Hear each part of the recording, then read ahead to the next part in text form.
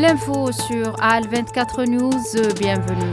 Le secrétaire général du ministère des Affaires étrangères, Lounes Magraman, a reçu hier au siège du ministère l'ambassadeur de France en Algérie, Stéphane Roumaté, pour lui exprimer la vive protestation de l'Algérie suite à la décision des autorités judiciaires françaises de mettre en examen et de placer en détention provisoire un de ses agents consulaires en exercice sur le sol français dans le cadre de l'ouverture d'une information judiciaire sur un opposé d'enlèvement du voyou Amir Boukhors, dit Amir DZ en 2024. L'Algérie rejette fermement tant sur la forme que sur le fond les motifs invoqués par le parquet antiterroriste français à l'appui de sa décision de mettre en détention provisoire son agent consulaire, a souligné le ministère des Affaires étrangères.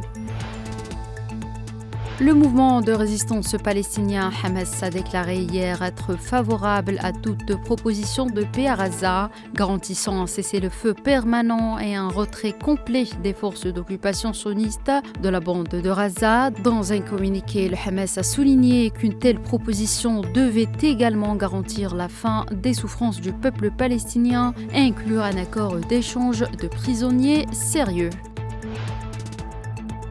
La garde civile espagnole a annoncé ce dimanche avoir démantelé un réseau ayant amené illégalement entre 1000 et 2500 Marocains en Espagne depuis la Roumanie, en facturant à chacun 3000 € pour le voyage. Les 4 personnes qui dirigeaient le réseau en Espagne ont été arrêtées dans la province de Murcie, dans le sud-est du pays, pour des délits d'appartenance à une organisation criminelle et pour encouragement de la migration clandestine, a indiqué la garde civile dans un communiqué. Les visites mutuelles des représentants spéciaux de la Russie et des États-Unis sont très actives. C'est un moyen très efficace et fiable d'échanger des positions de négociation. C'est ce qu'a déclaré le porte-parole du président russe Dmitry Peskov en répondant aux questions du journaliste Pavel Zarubin.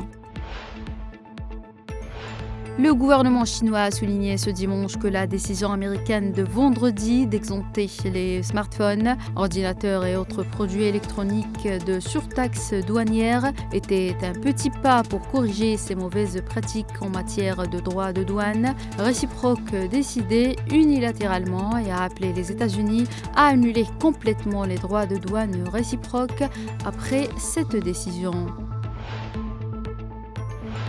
Le président sortant Daniel Noboa et son opposante de gauche Luisa González s'affrontent ce dimanche lors du second tour de la présidentielle en Équateur, un pays profondément divisé et miné par la violence liée au trafic de drogue. Les 13,7 millions d'électeurs sont appelés aux urnes et devront choisir entre les 2 candidats. C'est la fin de cette édition. Merci de l'avoir suivi.